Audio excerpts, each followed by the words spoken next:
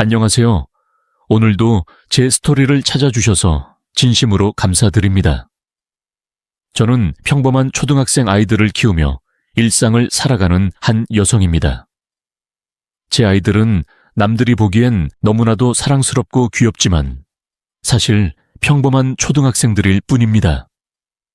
남편 역시 45세의 평범한 가장으로 특별할 것도 없고 부족할 것도 없는 그런 사람입니다. 저희 가족은 어떤 사람들일까요? 그저 세상 어디에나 있을 법한 평범한 가족일 뿐입니다. 처음에는 세상에서 일어나는 놀라운 일들이 마치 나와는 전혀 상관없는 이야기처럼 느껴졌습니다. 다른 사람들의 이야기를 들으며 내 삶과는 동떨어진 세상이라고 생각했죠. 하지만 얼마 지나지 않아 저 또한 믿기 어려운 일을 겪게 되었고 그것이 내 삶 속으로 깊이 파고들었습니다. 그 사건은 내 인생에서 처음으로 경찰서를 방문하게 만들었고 그 여파로 40년 만에 큰 충격에서 벗어나기까지 오랜 시간이 걸렸습니다. 결국 저는 제 인생에서 처음으로 이혼을 결심하게 되었고 그 결정의 중심에는 시어머니라는 인물이 있었습니다. 솔직히 말하자면 저희 시어머니는 흔히 말하는 평범한 사람과는 조금 다릅니다. 요즘 뉴스나 인터넷에서 볼 법한 복잡하고 까다로운 성격을 가진 분이었죠.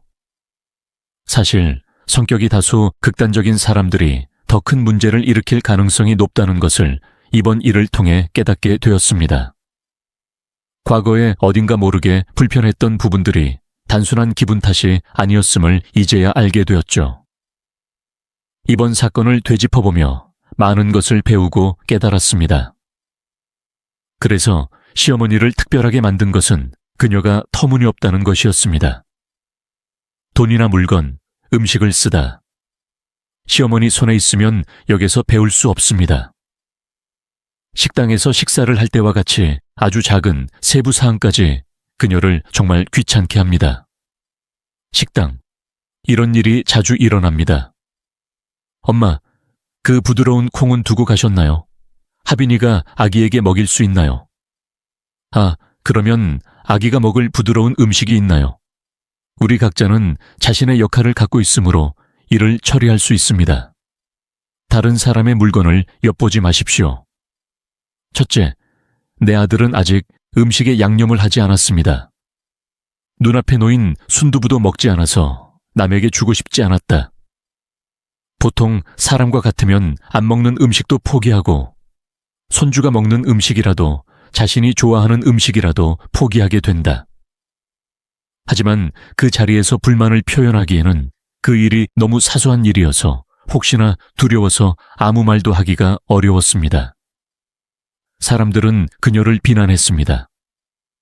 남편은 시어머니에 비해 성숙하지 못하지만 기본적으로 내 것과 내 것의 경계를 긋고 자기 것에만 신경을 쓴다. 범죄를 저지르지 않는 한 주변 사람들을 기분 나쁘게 만들 뿐이지만 돈을 절약하는 데 있어서는 완벽한 성격입니다. 남편은 결혼 초부터 자산을 잘 관리해온 가장이자 가장이기도 합니다. 시어머니도 돈 걱정 없이 잘 사세요. 나는 그것이 내가 그녀에게서 배울 수 있는 것이라고 생각한다. 법은 매우 뻔뻔하고 뻔뻔합니다. 프리패스를 주면 무척 기뻐할 타입이다. 둘째 아이를 낳기 전 둘째 아이를 임신 중이었습니다. 셋이 시어머니와 큰아들, 임신 중이라 발이 부어서 빨리 시장에 갔다가 집에 오고 싶어서 빨리 짐을 싸서 갔어요. 장바구니에 미리 적어두었어요. 쇼핑을 하던 중에 시어머니가 아들과 함께 사라졌습니다. 금방 올 줄 알았는데 한동안 안 오셔서 어디 계시는지 궁금했어요. 갔더니 시어머니와 아들이 양손에 종이컵을 들고 나타났습니다. 그게 CC네 코너에서 사용했던 소예요. 선장컵 크기의 종이컵을 말하는 겁니다. 맙소사, 이게 다 뭐예요? 여기에 남겨두자. 하빈이가 스파게티랑 떡갈비를 가져왔어요. 엄마가 마시고 싶은 거예요. 엄마가 좋아하시는 떡갈비를 가져왔어요. 나중에 저녁 식사, 그리고 시식 코너에서 이것들 중 일부를 가져올 수도 있습니다. 여기서는 뷔페처럼 공짜로 뭘 먹나요? 나중에 나는 시어머니가 아이를 담벼락 모퉁이까지 데리고 갔다는 것을 알게 되었다. 그들은 각 카운터에서 내에서 5개의 음식을 가져와 먹었습니다. 그것도 모자라 종이컵에 담긴 음식도 모두 카운터 위로 가져왔다. 총 10개 먹습니다. 그 말을 듣고 회사를 그만뒀어요. 직원분들이 열심히 일하고 계시는데 너무 많아서 그만 먹으라고 말해도 시어머니는 듣지 않으셨습니다. 내가 안 먹으면 다른 손님들도 안 먹어서 직원들도 똑같이 일해요. 당신은 무엇에 관심이 있습니까? 그리고 그게 그 사람들이 하는 일이에요.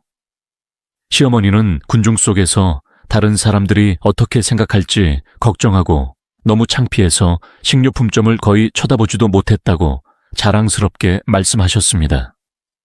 나 임신해서 혼자 쇼핑하러 가는데 내가 요금을 지불하고 짐을 차에 싣는 동안 시어머니는 시식을 위해 아들을 데리고 모퉁이를 돌았습니다. 식탁에서 기다리고 있어요. 내가 얼마나 충격을 받았는지 당신은 모릅니다. 그 후 그녀는 우리 집으로 돌아와서 아들을 안치고 이모들을 힘들게 했습니다. 나는 그에게 직장에서 그런 짓을 하면 안 된다고 오랫동안 가르쳐야 했다.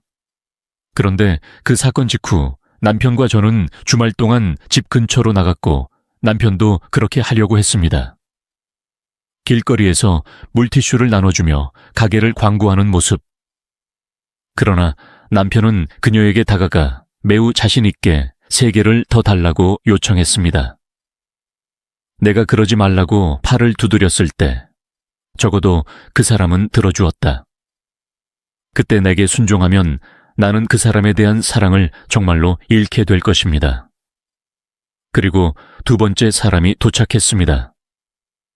아이를 낳고 키우느라 바빴고 그 이후에는 그런 사건은 더 이상 발생하지 않았고 처음에 말씀드렸던 식당에서 일어난 사건과 같은 사소한 사건들만 있었습니다. 그런데 예상대로 큰 사건이 일어났다. 그리고 시어머니의 구걸하는 영혼이 다시 활성화되었습니다. 그날은 우리 가족 모두가 축하하기 위해 결혼식에 갔던 날이었습니다. 당시 큰아들은 초등학교에 다니고 있었고 막내딸도 있었습니다. 어린이집에서 공부하고 있어요. 아이들이 너무 어릴 때, 기억나지 않을 때 본 어른들도 계셔서 데리고 갔습니다. 인사를 하려던 참에 시어머니가 갑자기 기분을 바꾸시며 3배 살 돈을 주세요 라고 말씀하셨습니다. 세보트야, 엄마, 제발 멈춰주세요. 아니요, 태틀 받은 지 오래되었습니다. 시어머니는 다른 사람의 불편함을 개의치 않고 끊임없이 아이들을 격려해 주셨고 제가 말리려고 해도 듣지 않으셨습니다. 그녀는 그렇게 하지 않았고 우리 아이들이 신부에게 절하는 것이 더 아름답지 않나요? 라는 뻔뻔한 말까지 했습니다. 식사를 마치고 아이들을 집으로 데려갔습니다.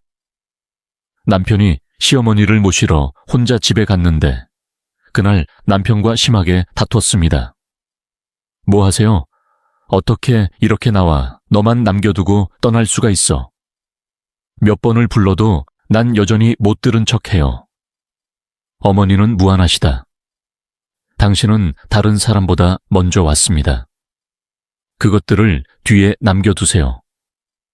아니요, 그들은 다른 사람의 자녀가 아닙니다.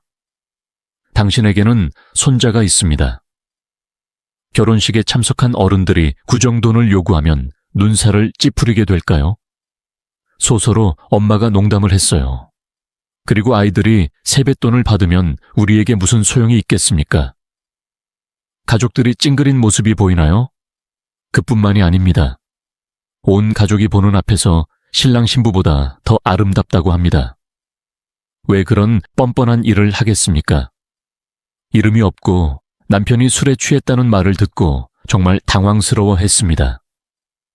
그러나 나는 그날 끝까지 화를 냈습니다. 그러다가 다음날 몰래 다가와서 미리 사과를 하더군요. 이 문제에 대해 시어머니는 자신도 잘못이 있다며 시어머니에게 잘 이야기했다. 그는 볼 것이라고 말했다. 남편이 먼저 미안하다고 해서 제가 느끼기 힘들었거든요.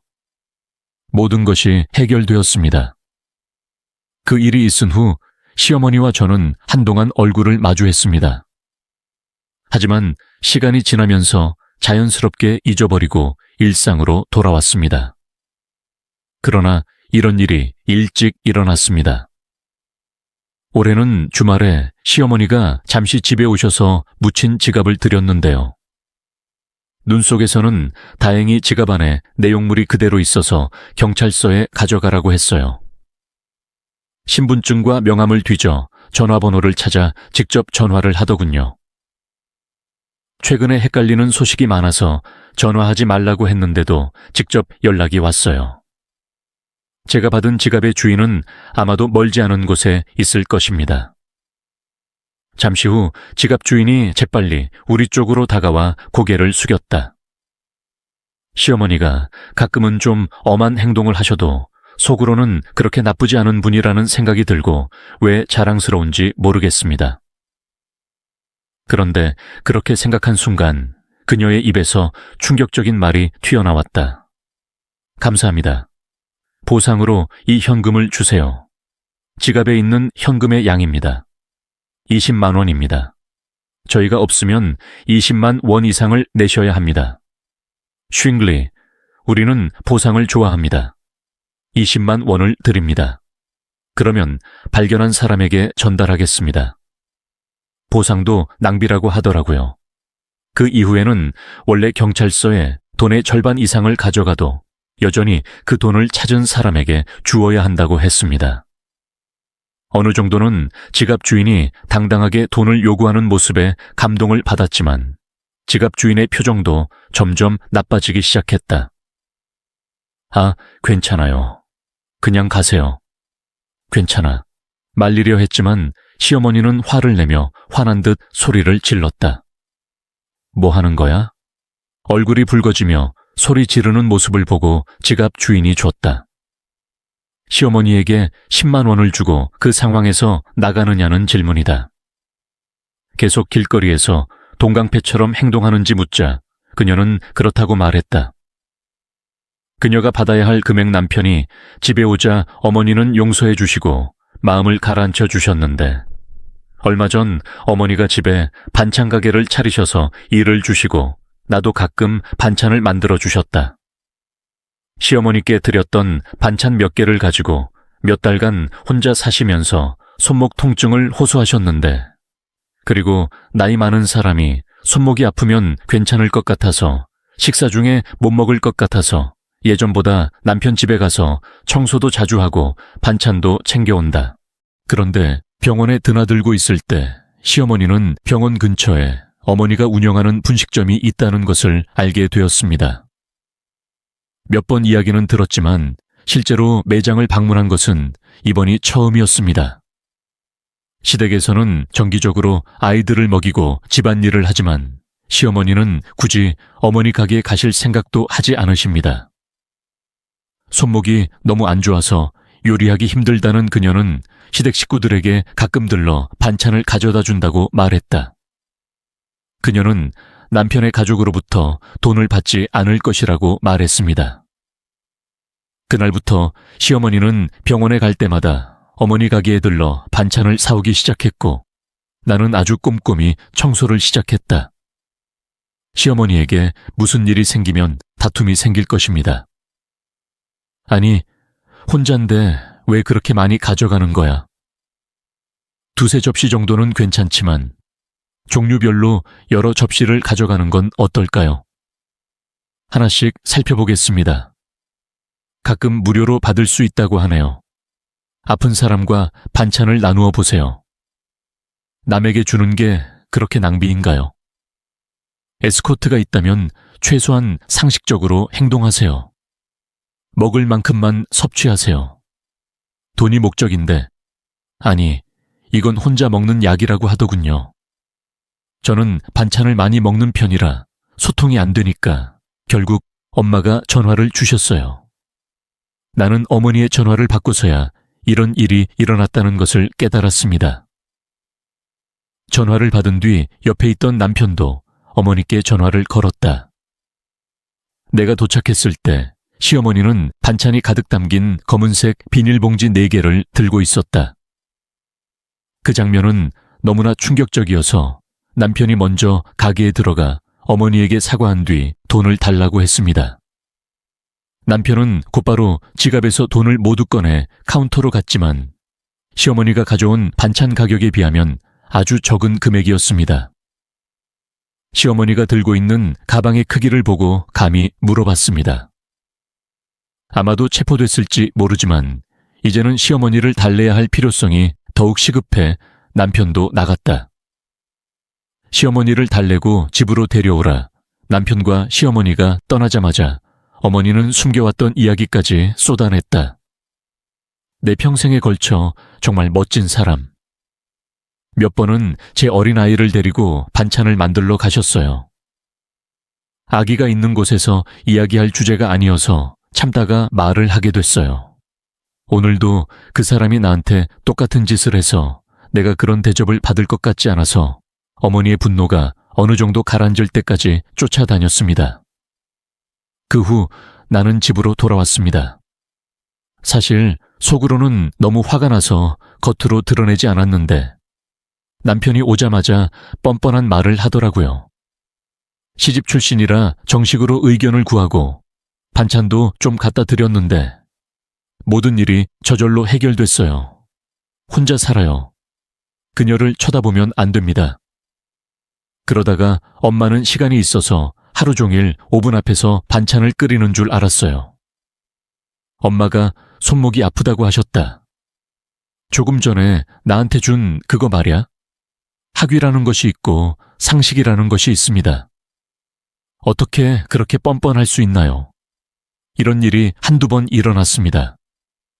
그때 시어머니가 주신 반찬을 먹었습니다. 호의를 제공하기 위해. 네 엄마는 거지인데 문제는 네가 그런 식으로 대해야 한다는 거야.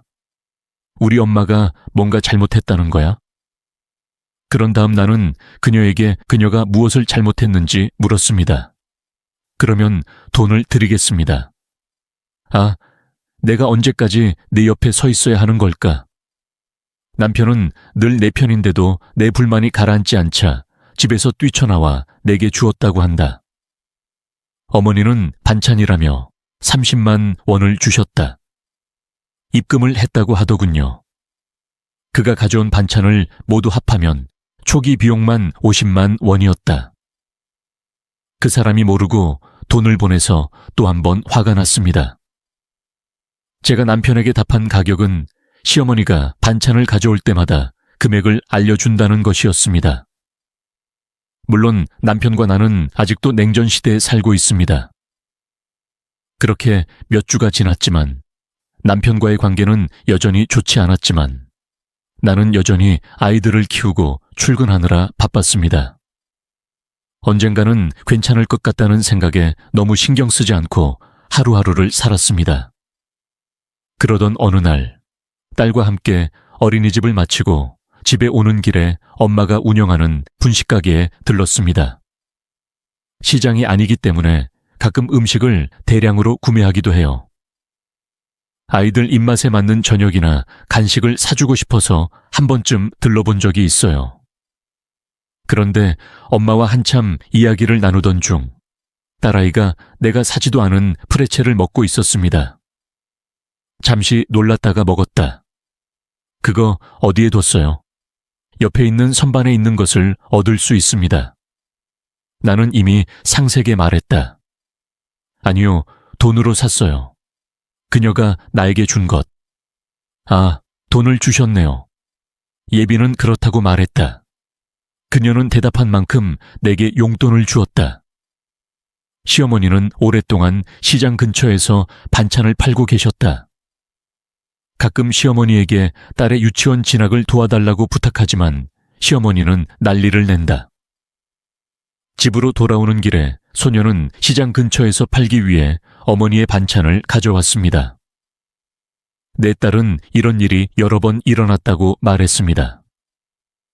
딸의 입장에서 보면 장사를 하는 동안 할머니를 만나 프레첼 아이스크림을 사줄 생각에 들떠 있었다.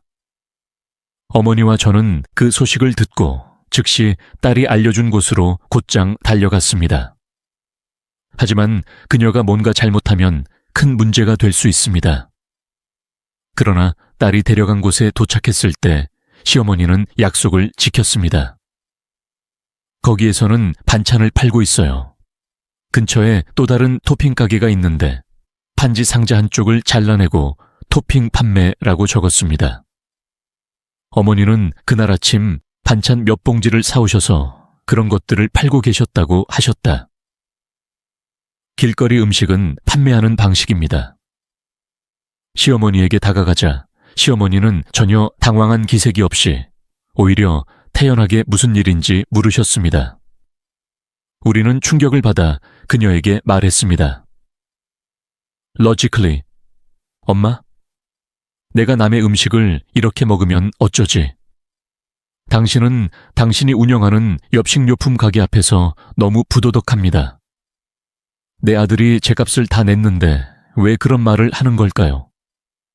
아무튼 죽을 맛이 나는 반찬이었습니다. 내가 그걸로 뭘 하든 무슨 상관이야.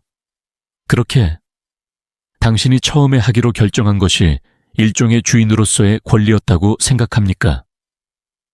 우리가 이런 일을 비밀리에 하고 있는 줄 알았더라면 남이 그렇게 열심히 해준 반찬을 사오라고 절대 말 안 했을 텐데.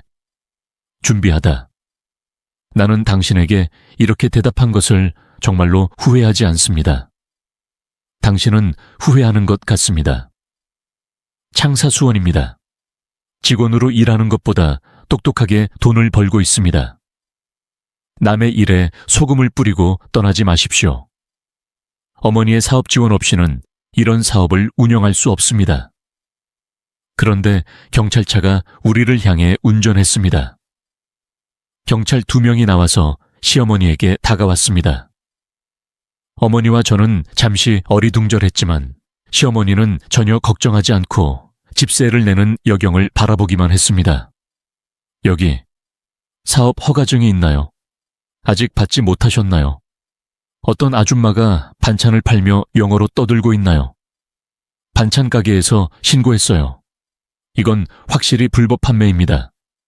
여자는 알았어. 내가 잘못했어 라고 말했다. 요즘 시대에 경찰이 어떻게 한우를 일반인들에게 팔 수 있느냐고 했다. 여기에 사진이 있나요? 한 경찰관이 주머니에서 종이 한 장을 꺼내어 시어머니에게 건넸습니다. 그 당시에는 나도 어머니도 그 종이에 적힌 내용을 보지 못했습니다. 그것을 보았지만 갑자기 그녀는 아무 말도 하지 못하고 안색이 창백해졌다. 아, 이건 안 팔아요. 자기 집에서 팔고 있어요. 우리 옆집에서 반찬을 돈도 안 내고 가져가서 여기서 불법 장사를 하는 건 아닌 것 같아요. 나는 지금 그들이 나를 꾸짖고 있는 줄도 몰랐다. 나를 보고 핑계를 대자 어머니는 길을 막으시고 분명하게 말씀하셨다. 경찰은 우리를 쳐다보지도 않고 시어머니를 데려가려고 했습니다. 필요한 경우 이 사람이 여기에 있습니다. 비공개입니다, 부인. 저를 따라오세요. 아니요, 잘못했어요. 나는 내 실수에 대해 사과했다. 그리고 그것은 사실이 아닙니다. 왜 내 사과를 받아들이지 않는 거죠? 나는 그것이 옳지 않다고 말하자 시어머니는 반대하고 거부하기 시작했고 시어머니의 손짓에 따라 반찬이 거리로 쏟아졌다. 아마도 그들은 상황이 확대될 것이라고 생각했을 것입니다. 경찰은 시어머니를 강제로 체포했다. 또 다른 경찰은 쏟아진 접시를 천으로 대충 싸서 가져가기도 했다. 소란 중에 사람들이 지나가며 시어머니를 쳐다보았습니다. 경찰에 의해 연행되었습니다. 그들은 큰 소리로 말하기 시작했습니다. 그중에 엄마를 알아본 사람이 있어서 우리는 딸을 엄마에게 맡기고 서둘러 자리에 앉았습니다. 늦게 도착해서 심각한 조사를 받고 있는 시어머니를 찾았습니다. 가서 무슨 일이냐고 물었더니 시어머니가 도둑질을 했다고 하더군요. 그녀를 데려오기까지 합니다. 그녀는 종종 공중 화장실에서 화장지를 훔칩니다. 그녀는 이것을 핸드백에 넣고 다닙니다. 그건 내가 아니야. 그건 옳지 않아요. 지금 들고 있는 가방도 똑같습니다. 이것. 그리고 생활 쓰레기를 허락도 없이 여기저기 버린 거죠. 당신은 지난달에만 음식물 쓰레기를 5번이나 버렸다. 돈을 받고 쓰레기 봉지를 파는 것은 더 이상합니다. 쓰레기 봉투를 사는데 몇천 원이 든다는 것은 당연한 일이다. 슈퍼마켓에서 램프를 만들기 위해 종이 상자를 훔치는 것처럼 생계를 유지하기 위해 열심히 일하지도 않는 사람은 왜 계속 그런 일을 하는 걸까요? 아, 이런 도둑질을 보는 게 정말 지겨워요. 나도 시어머니의 후견인 역할을 하고 싶었다. 조급하지만 당황스럽기도 했지만 시어머니와 경찰을 만나 신원을 확인하고 경찰서에서 나오자마자 시어머니를 데리고 나갔습니다. 그녀는 더 이상 아무 말도 하지 않았고 나는 시어머니가 택시를 타고 집으로 갈 수 있도록 택시를 불렀고 그녀는 침착하게 택시를 타고 집으로 갔고 나는 시어머니를 배웅했습니다. 그리고 도중에 근처 법원에 들러 이혼 서류를 가지고 갔습니다. 이 말을 듣고도 남편이 시어머니 편에 서서 내 눈앞에서 애원하는 모습을 본다면 절대 그러고 싶지 않을 것이다. 이제부터 아이를 하루만 돌봐달라고 해서 아이를 먼저 보내고 아이를 친정으로 돌려보내고 종이에 다 적고 도장을 찍고 기다렸어요. 남편은 그날 저녁 아무것도 모르고 퇴근하고 집에 왔습니다. 평소처럼 양말을 벗고 옷을 거의 눈에 띄지 않는 의자 위에 올려두었습니다. 식탁에 가야 할 것 같아요. 배를 긁적이며 드디어 집안 분위기가 달라진 것을 눈치챈 듯 주위를 둘러보았습니다. 음식을 먹는 대신 A4 용지 한 장만 들고 테이블에 굳은 표정으로 앉아 있었는데 바로 남편이었다. 머뭇거리며 내게 다가왔다. 하빈과 예빈은 왜 할머니 댁에 앉아 있는 걸까요? 이게 뭔가요? 엄마는 왜 갑자기 그런 행동을 한 걸까요? 오늘 엄마가 또 경찰서에 갔어요. 위에.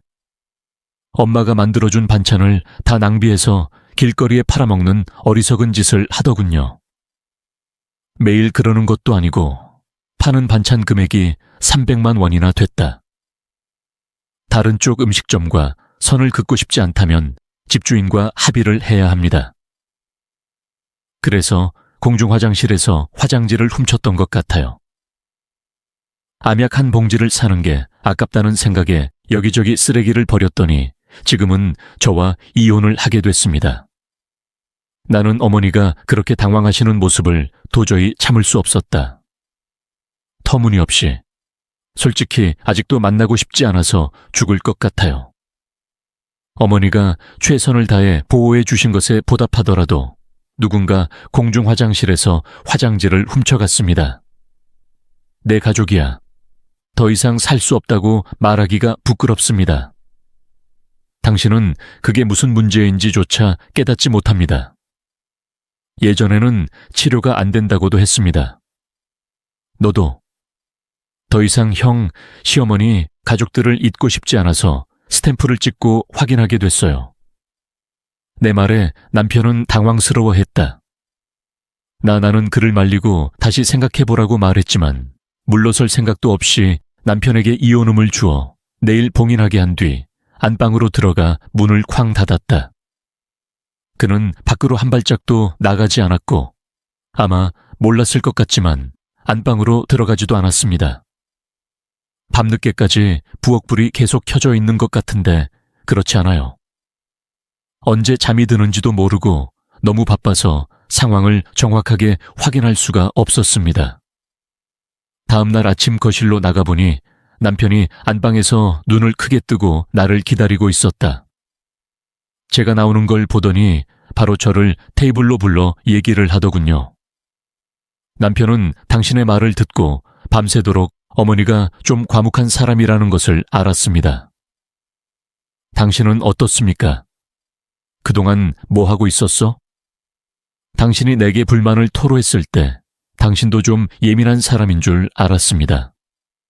손바닥 하나로 손을 들었습니다.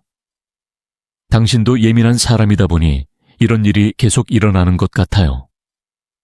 그에 따라 조정하고 계속했습니다. 하지만 어머니가 도둑질을 할 만큼 심각한 일인지는 몰랐습니다. 나는 진지하게 모든 것을 제거할 것입니다. 진심 어린 사과로 해결되었습니다. 내 생각엔 내 엄마의 행동은 쉽게 고쳐질 수 있을 것 같아. 나는 그것이 가능하다고 생각하지 않습니다. 어제는 호기심에 이혼 소장을 쓰지 않았습니다. 나도 가볍게 말했다. 아니 그럼 하빈이랑 여우는 어쩌려고? 그게 아니더라도 나는 그 사람과 이혼하고 싶다는 생각을 한 번도 해본 적이 없었다. 마음이 편해지려면 어떻게 해야 하나요? 그러고는 빈 A4 용지를 꺼내서 그 앞에 이렇게 말하고 내려놓았다. 밤새도록 수많은 생각을 하다가 남편에게 3가지 조건을 적어 달라고 했습니다. 먼저 시어머니는 과거에 있었던 일에 대해 어머니께 제대로 사과했다. 둘째, 옆집 주인과 합의가 있으면 남편이 직접 처리한다. 일을 마친 뒤 남편이 직접 시어머니를 모시고 심리치료를 받을 예정이다. 남편은 3가지 조건을 모두 적어놨는데 제가 그 3가지 조건을 지키지 않으면 별 문제 없이 이혼하겠다고 하더군요. 우리는 메모를 써서 서로의 신경을 건드렸습니다. 남편은 내가 제시한 모든 조건을 다 들어주겠다고 아무 말 없이 말했고 우리는 그 자리에서 시어머니를 만나러 갔다. 남편과 나는 방문했을 때 우리를 쳐다보지도 않았습니다. 조금 우울했지만 남편은 여전히 시어머니를 침실로 들여보내주었습니다. 우리는 그녀를 집으로 데려가서 잠시 이야기를 나눈 뒤 밖으로 나갔습니다. 그날 우리 셋도 가게에 출근했습니다. 우리는 어머니의 식료품점에 갔습니다. 그녀는 내 시어머니를 보았을 때 머뭇거리며 더 이상 가지 않고 내 것이었습니다. 남편은 단호한 목소리로 시어머니를 버렸습니다. 어머니는 저를 밀어붙이며 한 푼이라도 아끼려고 했으나 결국 이혼하고 수백만 원의 화해금을 내야 했습니다. 선희도 나의 적이 되었다. 시어머니는 재빨리 진심으로 사과하고 자신의 잘못에 대해 책임을 지라고 나를 가게로 밀어넣었다. 구매를 못해서 죄송합니다. 뻔뻔한 행동으로 무리를 일으켜 죄송합니다. 앞으로는 반찬을 받지 않겠습니다. 잘 대해줘서 미안해요. 누군가에게 선물해줘서 기뻐요. 지금 내가 하는 사과는 내 주인의 아내에게 하는 것입니다. 이 말이 마음에서 우러나오기를 바랍니다. 모든 사람이 자기 뜻대로만 산다면 법과 도덕이 무슨 소용이 있겠습니까? 지금 한 사람 때문에 사람들이 얼마나 많은 것을 잃었습니까? 시어머님, 저도 저의 부주의로 인해 정말 죄송합니다. 나중에는 걱정할 일이 없을 것 같아요. 네? 서양인들이 그렇게 말한다면 진작 어머니가 오시면 진심으로라도 안심하신다는 말을 다시 한번 믿겠습니다. 그리고 시어머니와 남편에게도 직접 사과했습니다. 그 후 남편은 시어머니를 데리고 식당 주인을 만나 식사를 하고 사과했습니다. 왜냐면 아이들을 집에 데려가야 해서 같이 갈 수가 없었거든요. 그리고 2주 뒤에 남편이 시어머니를 데리고 갔습니다. 상담을 갔는데 상담사님의 조언에 따라 혼자라면 주기적인 행동치료가 필요해서 가족들의 정기적인 돌봄이 필요했습니다. 어머니가 아이디어를 내셨어요. 대신 시어머니를 분식집으로 보내는 편이 낫습니다. 하루 2시간씩 출근해 5만 원을 쓰자는 아이디어다. 그 돈으로 그날 음식값을 지불하고 상세게 물었더니 좋은 생각인 것 같다고 말했고 그는 그것이 좋은 생각이라고 말했습니다. 그 이후로 시어머니는 내 옆에 계셨습니다. 한 달 넘게. 나는 엄마의 식료품점에서 일하고 있어요. 남편이 용돈으로 5만 원을 주었는데 어차피 매달 용돈을 주기 때문에 남편 돈에서 줬어요. 금액을 조절하는 것은 어렵지 않습니다. 시어머니는 매일 5만 원씩 받아요. 여행을 가면서 저축하고 음식을 사고 간식을 먹기로 결정하셨고 지금까지 훌륭하게 유지해 오셨습니다. 나는 어디에도 조명이 달린 물건을 가지고 다니지 않는 법을 배우고 있습니다. 귀하의 행동이 예상보다 빠르게 개선되고 있는지 궁금합니다. 얼마 전 엄마와 나는 그 사람과 일을 하다가 분식집에 들렀다. 그리고 빵도 좀 먹고 일하는 동안 좀 먹으라고 하더군요. 아까와는 달리 진심으로 사과했다. 돈을 아끼지 않는 며느리와 함께 먹을 커피와 간식을 샀습니다. 맙소사, 선생님, 또 무엇을 살 수 있나요? 요즘은 빵에 대해서도 조언을 많이 받습니다. 그곳에서 선생님과 이야기를 나눈 후 나는 과거에 내가 얼마나 잘못했는지 깨달았습니다. 나는 당시 내 입장만 생각하고 있었다는 사실을 깨닫지 못했습니다. 지금은 커피 사줄게. 나중에 우리 집에서 꼭 껴안고 저녁 먹자. 아이에게 맛있는 식사를 대접하세요. 저는 시어머니의 말씀에 감동을 받았고 시어머니를 오랫동안 아끼던 시어머니의 마음이 눈 녹듯이 사라졌습니다. 그리고 그날 이후로 저를 향한 시어머니의 마음은 완전히 바뀌었고 시어머니도 남에게 양보할 줄 아는 사람이 되어가고 있다고 진심으로 믿습니다. 시어머니와 함께 시간을 보내기 위해 주말에 외식을 하기로 했습니다. 그리고 시어머니도 다음 달에 우리 부모님을 집에 초대하고 싶다고 말씀하셨어요. 저도 일정을 다시 정리하면서 최근 제 생각이 조금 잘못된 것이 아닐까 싶었습니다. 사람을 변화시키는 일은 쉽지 않지만 때로는 더 전문적인 도움이 필요한 경우도 있죠. 제 시어머니의 경우가 바로 그랬습니다.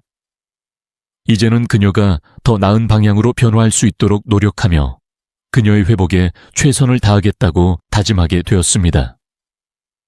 요즘 들어 집안 분위기가 한결 밝아졌고 아이들도 예전처럼 편안하게 생활하고 있어 마음이 놓입니다. 이런 저희 가족 이야기를 들어주셔서 진심으로 감사드립니다. 혹시 지금 만나기 꺼려지는 사람이 당신의 마음을 어렵게 하고 있다면 저희 경험이 조금이라도 도움이 되었으면 좋겠습니다. 물론 세상에는 바꾸기 어려운 사람도 있지만 변화할 수 있는 사람 역시 많다는 것을 이번 일을 통해 알게 되었습니다. 제 시어머니가 조금씩 변화를 겪고 있는 것처럼 주변 사람들에게 관심을 갖고 따뜻하게 다가가 보세요. 싫어했던 사람도 변화할 수 있다는 믿음을 가져보시길 바랍니다. 당신의 모든 관계가 늘 행복과 조화로 가득하길 기원합니다. 댓글로 여러분의 지혜로운 조언과 격려를 나눠주신다면 큰 힘이 될 것입니다. 또한 좋아요와 구독은 저에게 더 좋은 이야기를 나눌 수 있는 원동력이 됩니다. 오늘도 좋은 하루 보내세요.